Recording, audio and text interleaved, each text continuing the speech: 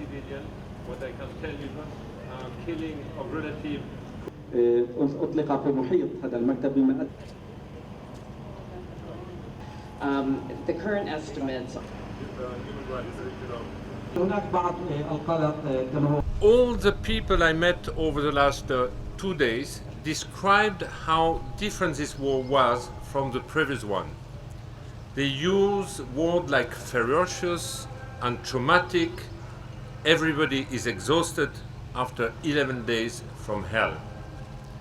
My UNRWA colleagues described their gripping fear of leaving their homes to go to health centers and schools that turn into shelter. Every morning they left their homes and went to work without knowing whether they would come back to their families. صباح الخير لكم جميعا. كل شخص أنا قابلته خلال اليومين الماضيين كان يتحدث لي كيف كانت هذه الحرب مختلفة عن الحروب السابقة، وكانوا يستخدمون كلمات أننا مصدومون جدا، وأنا ما رأيته أن كل شخص قد أتعب وقد أنهك تماما.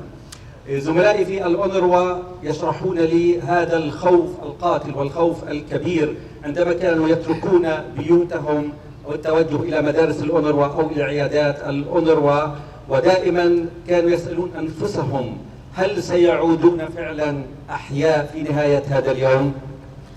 I am deeply frustrated at this senseless episode of extreme violence that killed civilians, destroyed infrastructure, and threw Gaza back several years. أنا جدا محبط تماما من هذه الدورة القاسية جدا، بهذا العنف الغير معقول والذي قتل المدنيين ودمر البنى التحتية وجعل غزة تعود إلى الوراء سنين طويلة.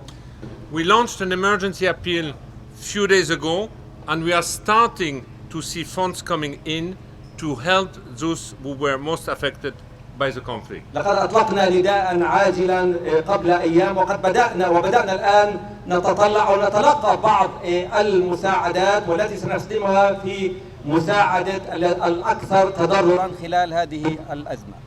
In the coming period, I will remind the international community that the root causes of the conflict remain.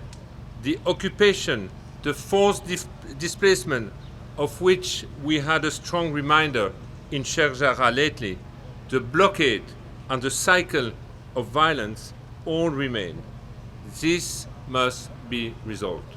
في المرحلة القادمة المهمة الكبيرة التي سأقوم بها، سأذكر المجتمع الدولي بأن جذور هذا النزاع لا زالت مستمرة. الاحتلال والإخلاء القسري والذي ذكرنا بما حدث في منطقة الشيخ جراح، هذا الحصار كل هذه الأسباب تعني أن جولة العنف ستبقى، كل هذه الأسباب يجب أن تحل. As the Commissioner General has just done, I've spent the last 2 days here in Gaza speaking with people who endured unimaginable suffering over the 11 days of the hostility. كما تحدث المفوض العام للأونروا، ولقد أمضيت اليومين الماضيين هنا في غزة أتحدث إلى الناس الذين تحملوا معاناة لا يمكن تخيلها على مدى 11 يوم. Several basic services that people rely on have also been destroyed or damaged. That includes a medical laboratory that was being used for testing of COVID, water sanitation pipelines that have been damaged, threatening a breakout of disease, and the only primary health care center in the north, which had the very best rate of vaccinations in all of Gaza, is now damaged and unable to provide that service to the community, all during a global pandemic.